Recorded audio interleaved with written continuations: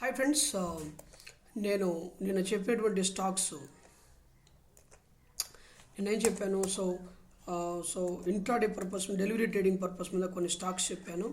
అవి చెప్పిన విధంగా ట్రేడ్ అయినాయా లేదా అని చెప్పేసి మనము ఈరోజు మాట్లాడుకుందాం.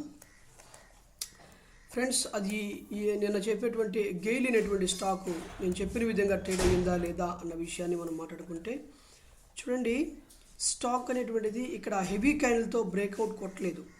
అంటే పెద్ద క్యాండిల్తో బ్రేక్అవుట్ కొట్టాలి.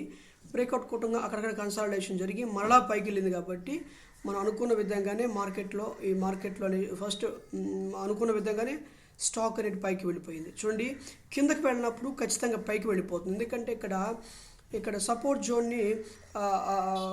జోన్ని ఖచ్చితంగా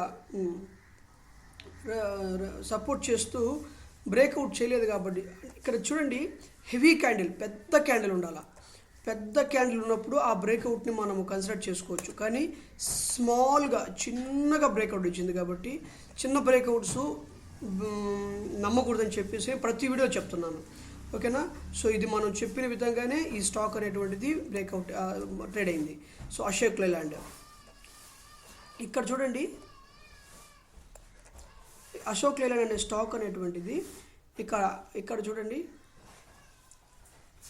ఇక్కడ మనం అనుకున్న విధంగానే ఇది ట్రేడ్ అయ్యే క్రమంలో ఏమైందంటే కన్సాలిడేషన్ జరగటం వల్ల అసలుకి ట్రేడే కొద్దిగా ఏమైపోయిందంటే కన్ఫ్యూజన్లో పడిపోయింది. కిందకి పెద్ద హెవీ క్యాండిల్తో బ్రేక్అవుట్ అయినా ఇక్కడ బుల్లెట్ పడింది. చూసారా?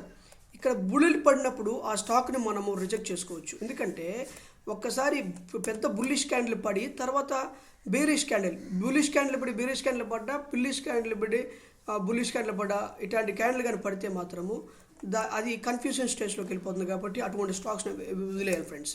తర్వాత ఇది మనం అనుకున్న విధంగానే ట్రేడ్ అయింది. హిందుస్థాన్ కాపర్ అనే స్టాక్ మనం అనుకున్న విధంగానే ట్రేడ్ అయిపోయింది. ఓకేనా? చూడండి ఫ్రెండ్స్, ఇక్కడ చూడండి, ఈ స్టాక్ అనేటువంటిది బ్రేక్అవుట్ చేయనప్పుడు ఇది పైకి వెళ్తుందని చెప్పి ఉన్నాను. మనం అనుకున్న విధంగానే, చెప్పిన విధంగానే ఇది పైకి ట్రేడ్ వెళ్ళిపోయింది. చూడండి, కిందకి బ్రేక్అవుట్ అవ్వాలా. చూడండి, పెద్ద క్యాండిల్తో బ్రేక్అవుట్ అవుతుంది. తర్వాత ఇలా ట్రేడ్ అవ్వాలా అని చెప్పాను.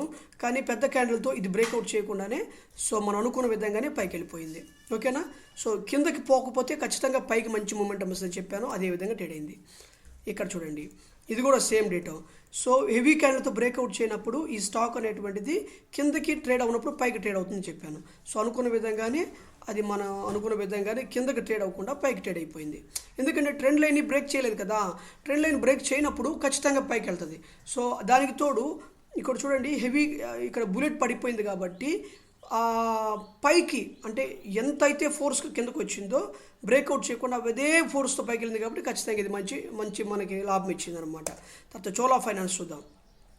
ఇది కూడా సేమ్ డేటోనే. చూడండి, ఇది కూడా సేమ్ డేటోనే. పెద్ద క్యాండిల్తో బ్రేక్అవుట్ చేయలేదు కనుక పెద్దగా బ్రేక్అవుట్ చేయలేదు. అదే మనం అనుకున్న విధంగానే పైకి వెళ్ళింది. బ్రేక్అవుట్ చేయలేదు కాబట్టి పైకి వెళ్ళిపోయింది.